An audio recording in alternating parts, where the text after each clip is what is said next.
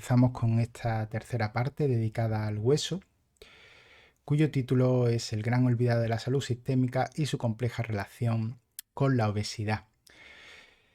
Realmente el título corresponde a una serie de artículos que me encontré hace algunos años que comentaban que la densidad mineral ósea parecía ser un mejor predictor de muerte cardiovascular a largo plazo que la presión sanguínea o el colesterol. Claro, esto me llevó a bastantes reflexiones porque podía entenderlo del tejido adiposo, podía entenderlo del tejido muscular, pero para mí el hueso, quitando la hematopoiesis y ser un reservorio de iones, tampoco me parecía un tejido especialmente relevante para la salud sistémica.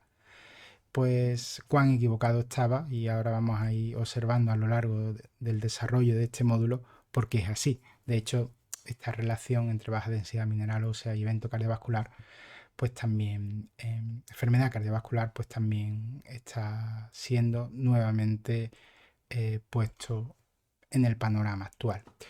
Lo primero que vamos a hacer es una overview sobre el tejido para ver cómo está conformado y a partir de ahí poder desarrollarlo y ver por qué tiene esa compleja relación con la obesidad debido a la heterogeneidad de la obesidad y sus diferentes expresiones, que puede hacer que no tengamos claro algunos de los aspectos en cuanto a sus vínculos con el hueso. Sí deciros que el hueso, cuando hablamos del esqueleto, depende del libro de anatomía, pues hablarán de 206, 213, incluirán o no a los sesamoideos, depende de si hablamos de un recién nacido que todavía no tiene fusionados todos los huesos, por ejemplo, del cráneo, y también que podemos encontrarnos gente que por X motivos pues puede tener una vértebra menos o un par de costillas menos, es decir, hablamos de términos generales de un número de huesos, aunque esto no tiene que ser una realidad absoluta en todas las personas.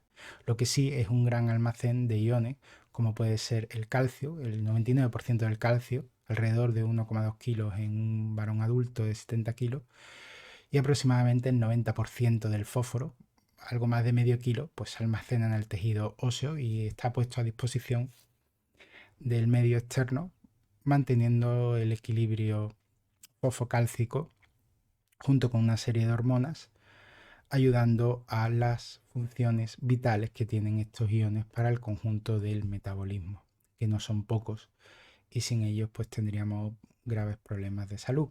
Pero como lo he dicho antes, también hay gente que en vez de un cuádriceps puede presentar un quínticeps, tener un basto más. Podríamos hablar de que los estudios de anatomía han avanzado y ahora sabemos que existe un ligamento anterior tibiofigular que antes desconocíamos y que puede explicar en buena medida el por qué algunos esguinces no se curan como deberían. También deberíamos reevaluar algunas ideas que tenemos preconcebidas sobre la postura y sobre la ergonomía en general, que nos ha condicionado la visión que teníamos muchas veces de que era bueno o era malo en según qué contextos. E incluso podríamos hablar de una red transcortical capilar en el hueso que muy recientemente hemos descubierto. Pero con respecto a las propiedades y funciones del hueso, decir que estructuralmente es fascinante. Tiene la suficiente rigidez y flexibilidad y el peso adecuado para permitir la locomoción más eficiente en el medio terrestre. Es una obra de arte de la ingeniería. Obviamente sirve para proteger órganos y estructuras vitales, el sistema nervioso, el cerebro, la médula, también el corazón, los pulmones, pues obviamente se encuentran bajo protección del hueso. Obviamente la locomoción es parte vital de su función, permitirnos la locomoción. También no solo es un reservorio de iones, sino también de factores de crecimiento, como el factor de crecimiento similar a insulina 1, o el transforming growth factor beta o citoquina, o incluso hormonas como puede ser la osteocalcina, una osteoquina. También tiene acción endocrina a través de algunas células propiamente óseas, como pueden ser los osteocitos, y por supuesto la hematopoiesis, la producción de las células de la sangre. Normalmente se puede hablar de que se organiza en el esqueleto axial o en el esqueleto apendicular, como ustedes verán aquí graficado. Realmente el hueso a nivel estructural tiene dos partes muy reseñadas. Es un hueso cortical muy duro, que supone el 80%, que es el que le da básicamente la rigidez al hueso, y una porción interna que llamamos hueso trabecular o esponjoso, que le permite esa flexibilidad y ayuda a dar una optimización absoluta a todos los elementos de tensegridad del hueso.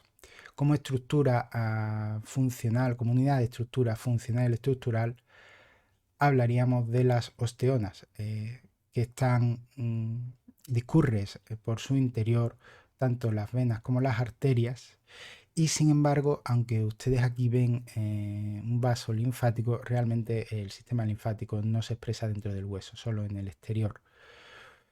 Podemos ver tanto canales haversianos como canales de Boltzmann.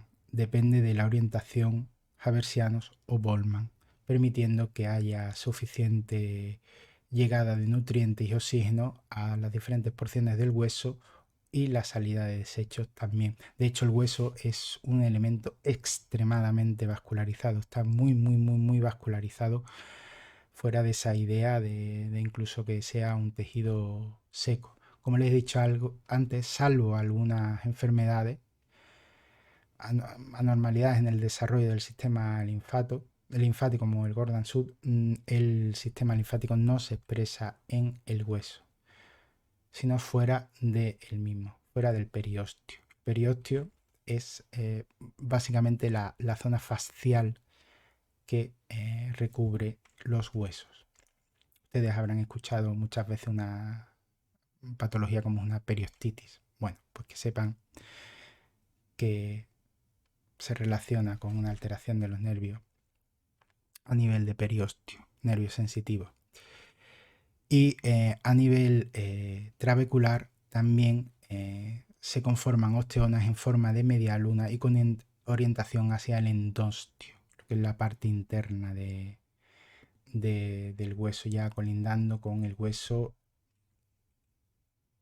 rígido, ese hueso cortical. Con respecto al sistema microvascular, pues se comporta como en otros tejidos, pero remarcamos lo que son los sinusoides, un lugar de intercambio muy marcado y muy acentuado, como observamos aquí. De hecho, a nivel de hematopoiesis tendrán mucha importancia, ya que los nichos hematopoyéticos se ubican realmente en zonas sinusoidales. Y como vemos aquí, el número de capilares es bastante acentuado y nos da a entender que el hueso es un tejido muy vascularizado, aunque por supuesto esta vascularización se va perdiendo con la edad. De hecho, se va perdiendo la densidad vascular. También vemos que con el envejecimiento se dan alteraciones del control vasomotor. Pensar que el hueso es un tejido compacto y cerrado y la tensión arterial debe controlarse muy finamente, y no son raras las patologías en las que observamos una alteración. Por ejemplo, en la osteoartritis vemos que la zona adyacente a la misma suele presentar hipertensión. Esto da lugar a menor dilatación y constricción, aumentando el tono vascular. Hay una menor angiogénesis, menor creación de capilares a partir de persistente, con lo cual hay menor llegada también por todas estas alteraciones, hay menor flujo sanguíneo que se va produciendo con el envejecimiento. Esto hace que llegue menos oxígeno y nutrientes. Hay, por tanto, un mayor estado de hipoxia. Además, se acumula más tejido adiposo óseo. Hay menor hematopoiesis, ya que hay una alteración de los nichos hematopoyéticos y una inflamación local mantenida. A todo esto le sumamos esa inflamación asociada al envejecimiento o inflammaging, alteraciones hormonales, alteraciones ya propias del tono vascular fuera del tejido óseo y, por supuesto, el sedentarismo. De hecho, sin una correcta angiogénesis y una correcta función vascular, el hueso no puede adaptarse adecuadamente a las cargas mecánicas. Los procesos angiogénicos son esenciales para el desarrollo, el remodelado y la reparación del hueso cuando éste es dañado.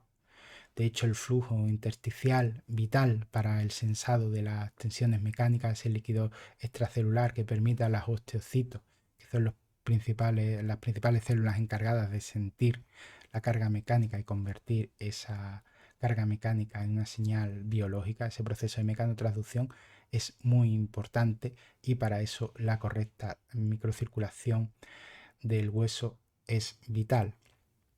Con lo cual nos damos cuenta de la importancia del sistema vascular dentro del hueso. Si quieren saber más y ahondar, les dejo estas dos revisiones que son muy interesantes y que son de descarga abierta por si ustedes quieren profundizar.